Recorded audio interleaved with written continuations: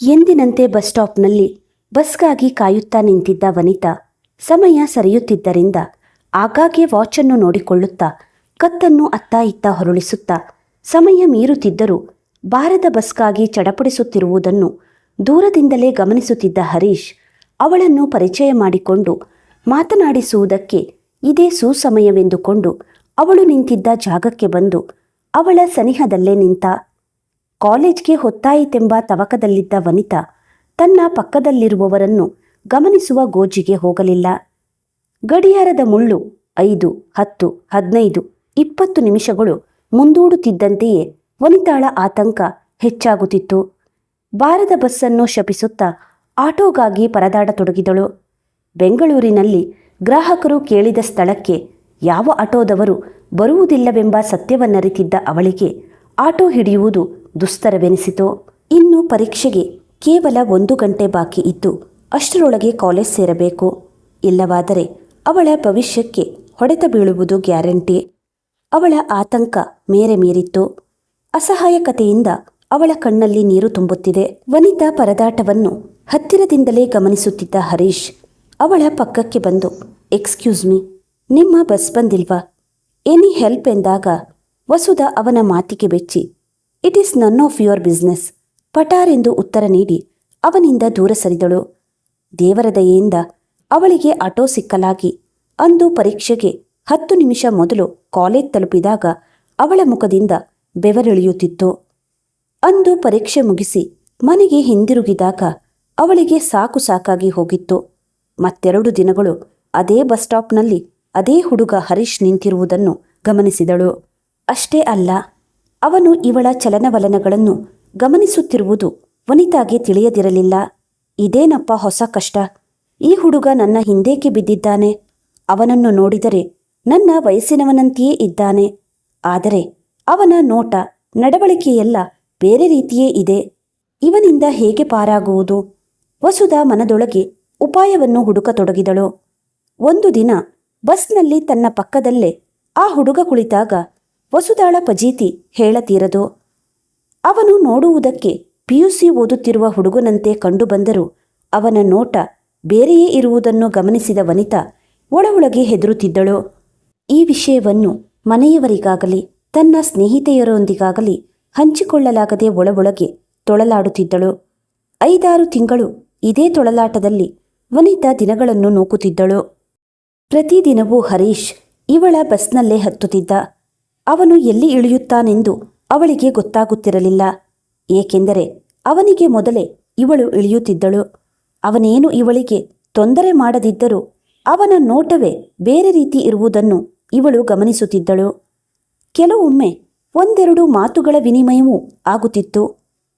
ಸುಮ್ಮನೆ ಹುಡುಗರನ್ನು ಎದುರು ಹಾಕಿಕೊಳ್ಳುವುದು ಸರಿಯಲ್ಲವೆಂದು ತಿಳಿದಿದ್ದ ವನಿತಾ ಅವನು ಕೇಳಿದ ಪ್ರಶ್ನೆಗಳಿಗೆ ಚುಟುಕಾಗಿ ಉತ್ತರಿಸಿ ಸುಮ್ಮನಾಗುತ್ತಿದ್ದಳು. ಆದರೂ ಇವನ ಈ ವರಸೆಯಿಂದ ಮುಕ್ತಳಾಗುವ ಉಪಾಯವನ್ನು ಮನದೊಳಗೆ ಯೋಜಿಸುತ್ತಿದ್ದಳು. ಅವನು ಇನ್ನೂ PUCಯಲ್ಲಿ ಓದುತ್ತಿರುವ ಹುಡುಗನೆಂಬುವುದು ಅವನು ಫೋನ್ನಲ್ಲಿ ಮಾತನಾಡುವಾಗ ಅವಳಿಗೆ ತಿಳಿಯಿತು. ಆದರೂ ಇಂದಿನ ಕಾಲದಲ್ಲಿ ಯಾವ ವಯಸ್ಸಿನ ಗಂಡು ಜೀವಗಳನ್ನು ನಂಬುವುದು ಕಷ್ಟವೆಂಬುದು ಅವಳಿಗೆ ಮನದಲ್ಲಿ ಬೇರೂರಿತ್ತು.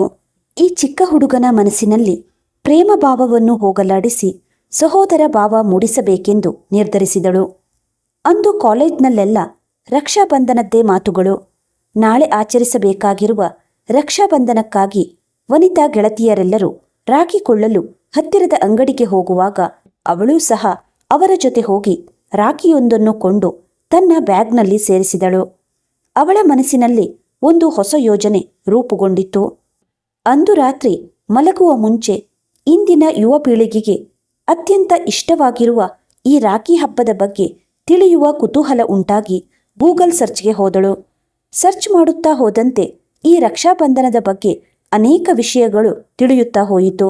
ಶ್ರಾವಣ ಮಾಸದ ಹುಣ್ಣಿಮೆಯಂದು ಸಹೋದರ ಸಹೋದರಿಯರ ಬಾಂಧವ್ಯದ ಶ್ರೇಯಸ್ಸಿಗಾಗಿ ಈ ಹಬ್ಬದ ಆಚರಣೆ ಬೆಳೆದು ಬಂದಿದೆ. ಇದಕ್ಕೆ ನೂಲು ಹುಣ್ಣಿಮೆ, ರಕ್ಷಾಬಂಧನ್, ರಾಖಿ ಎಂಬ ಹೆಸರುಗಳಿಂದ ಪ್ರಸಿದ್ಧಿ ಹೊಂದಿದೆ.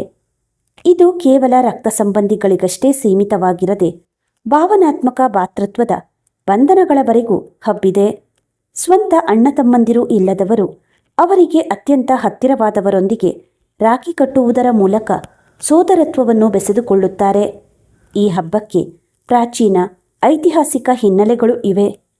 ಒಮ್ಮೆ ದ್ರೌಪದಿ ಕೃಷ್ಣನ ಕೈಯಲ್ಲಿ ರಕ್ತ ಬಂದಾಗ ತನ್ನ ಸೀರೆಯ ಸೆರಗನ್ನು ಹರಿದು ತನ್ನ ಪಾತ್ರ ಸಮಾನರಾದ ಕೃಷ್ಣನಿಗೆ ಕಟ್ಟುತ್ತಾಳೆ. ದ್ರೌಪದಿ ಕೃಷ್ಣರ ಸಂಬಂಧ ಅಣ್ಣ ತಂಗಿಯರ ಸಂಬಂಧವಾಗಿದ್ದು, ದ್ರೌಪದಿಯ ಸಂಕಟ ಸಮಯದಲ್ಲಿ ಕೃಷ್ಣ ಓಡೋಡಿ ಬಂದು ಅವಳಿಗೆ ಸಹಾಯ ಮಾಡಿ ಅವಳನ್ನು ಕಾಪಾಡುತ್ತಿದ್ದನೆಂಬುದು ಇತಿಹಾಸದಿಂದ ತಿಳಿದುಬರುವ ಅಂಶ.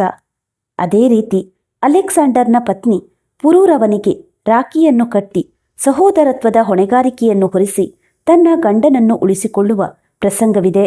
ಸಹೋದರ ಬಾಂಧವ್ಯದ ಒಳಿತಿಗಾಗಿ ಸಹೋದರರಿಗೆ ರಾಖಿ ಕಟ್ಟಿ ಅವರ ಒಳಿತಿಗಾಗಿ ಪ್ರಾರ್ಥಿಸುತ್ತಾ ಅವರಿಗೆ ಆರತಿ ಬೆಳಗುವುದು. ಹೀಗೆ ಈ ರಕ್ಷಾಬಂಧನದ ಹಬ್ಬ ಪೌರಾಣಿಕ ಐತಿಹಾಸಿಕ ಹಿನ್ನೆಲೆಯನ್ನು ಹೊಂದಿದೆ. ಇದರ ಇನ್ನೊಂದು ರೂಪವಾಗಿ ನಮ್ಮ ಕರ್ನಾಟಕದಲ್ಲಿ ನಾಗರ ಪಂಚಮಿಯಂದು ಸಹೋದರಿಯರು ತಮ್ಮ ಸಹೋದರರನ್ನು ಮನೆಗೆ ಕರೆದು ಹೊಟ್ಟೆ ಬೆನ್ನಿಗೆ ಹಾಲು ತುಪ್ಪ ಹಚ್ಚಿ ಒಳ್ಳೆಯದಾಗಲೆಂದು ಪ್ರಾರ್ಥಿಸುತ್ತಾ ಉಡುಗೊರೆಗಳನ್ನು ಕೊಡುವ ಸಂಪ್ರದಾಯವಿದೆ. ಗೂಗಲ್ ಸರ್ಚ್ನಿಂದ ವನಿತಾಳಿಗೆ ಈ ರಕ್ಷಾಬಂಧನದ ಪ್ರಾಮುಖ್ಯತೆಯ ಬಗ್ಗೆ ಅನೇಕ ವಿಷಯಗಳು ತಿಳಿಯಿತು. ಅವಳು ತಕ್ಷಣ ಒಂದು ನಿರ್ಧಾರಕ್ಕೆ ಬಂದಳು. ತನ್ನನ್ನು ಹಿಂಬಾಲಿಸುತ್ತಿರುವ ಆ ಹರೀಶ್ಗೆ ರಾಖಿ ಕಟ್ಟಿಬಿಟ್ಟು ಸಹೋದರನನ್ನಾಗಿ ಸ್ವೀಕರಿಸಿಬಿಟ್ಟರೆ ತನಗೆ ನಿರಾಳವಾಗುತ್ತದೆ ಎಂದು ವನಿತಾ ನಿರ್ಧರಿಸಿದಳು.